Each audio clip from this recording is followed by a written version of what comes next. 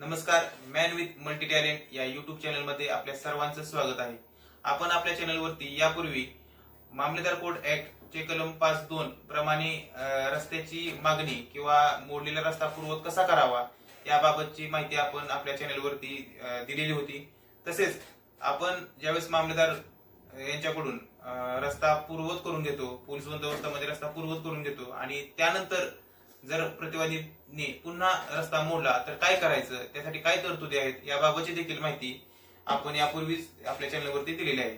तर आजच्या या व्हिडिओमध्ये आपण प्रतिवादीने जर एखाद्या व्यक्तीच्या विरुद्ध या 5(2) प्रमाणे केस केली असेल तर ज्याच्यावर केस झालेली आहे म्हणजे तो प्रतिवादी यांनी कोणकोणते बाबी मामलेदार कोर्टासमोर मांडायचे आहेत, तसेच त्यानं जर त्या निकालाविरुद्ध किंवा त्याच्या विरुद्ध जर एखादा निकाल गेला असेल